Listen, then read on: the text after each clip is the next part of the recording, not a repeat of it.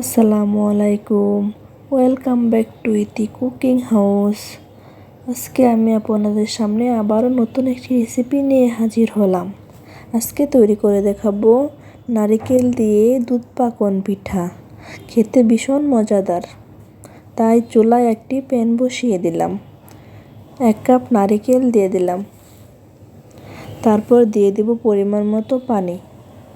আপনারা আপনাদের পরিমাণ মতো পানিটা দিয়ে নেবেন।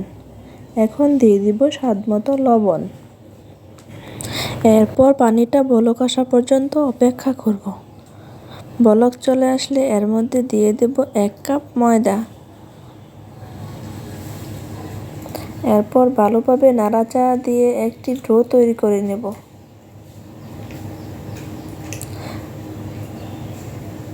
ডোটি কিন্তু নরম হলে ভালো হবে না, একটু শক্ত করেই করে নিতে হবে। তারপর চুলা থেকে নামিয়ে নিলাম। এখন গরম থাকা অবস্থায় ডোটি ভালোভাবে মুথে নিতে হবে, তাহলে ডোটা খুব সুন্দর হবে। আমি ডোটাকে দুটি ভাগে ভাগ করে নিয়েছিলাম। এখন একটি রুটি বেলে নেব।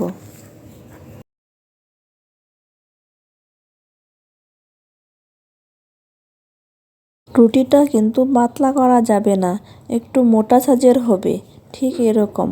এখন কাঁটা চামচ দিয়ে রুটিটাকে ভালোভাবে ছিদ্র করে নেব।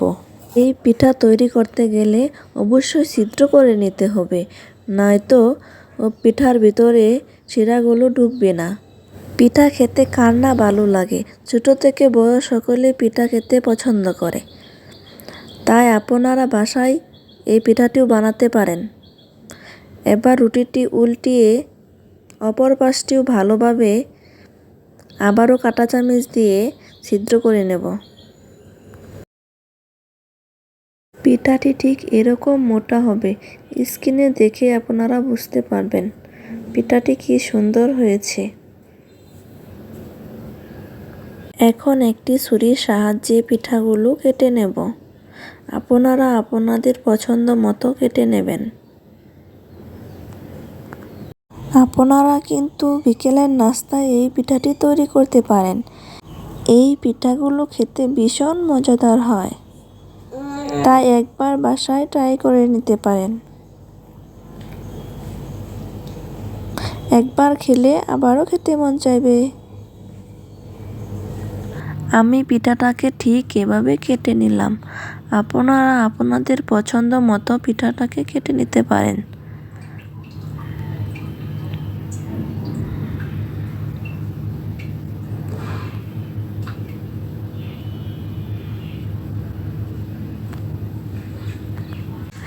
দেখুন পিঠাগুলো দেখতে কত সুন্দর হয়েছে।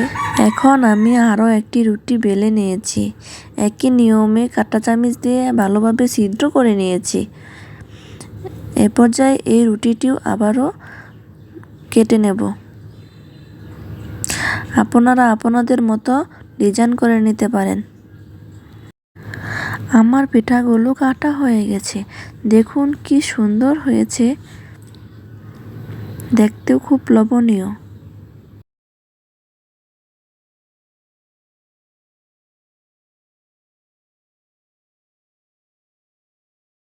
আমার পিঠাগুলো তৈরি হয়ে গেছে, এখন শুধু ভাজার পালা। তাই চুলায় একটি প্যান বসিয়ে দিলাম। এর মধ্যে দিয়ে দিলাম পরিমাণ মতো তেল। তেলটা গরম হয়ে গেলে এর মধ্যে একে একে সবগুলো পিঠে দিয়ে দেব। তারপর একটি কাঁটা চামচ দিয়ে পিঠাগুলো এপিট ওপিট ভালোভাবে ভেজে নেব। একটু সময় নিয়ে পিঠাটা ভালোভাবে ভেজে নেব। হালকা ব্রাউন কালার চলে আসলে পিঠাটা তেল থেকে নামিয়ে নেব। আমার ভিডিওটি যদি ভালো লাগে একটি লাইক, কমেন্ট এবং সাবস্ক্রাইব করে দিবেন। যারা সাবস্ক্রাইব করেন নাই তারা সাবস্ক্রাইব করে পাশে থাকা বেল আইকনটি প্রেস করুন, তাহলে আমার নতুন নতুন ভিডিও আপনার কাছে পৌঁছে যাবে। এ পর্যায়ে চুলায় একটি প্যান বসিয়ে দিলাম। এর মধ্যে দিয়ে দিলাম পরিমাণ মতো দুধ।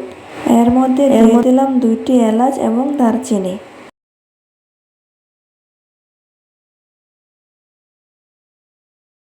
এর মধ্যে দিয়ে দিলাম 1 কাপ চিনি। চিনিটা আপনারা আপনাদের পছন্দ মতো দিয়ে নেবেন।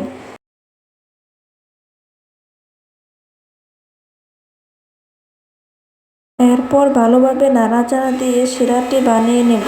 এই পিঠার জন্য দুধটাকে বেশি ঘন করা যাবে না। দুধটা বলক চলে আসা পর্যন্ত অপেক্ষা করি। দুধটা বলক চলে এসেছে, এখন একে একে সবগুলো পিঠা দিয়ে দেব।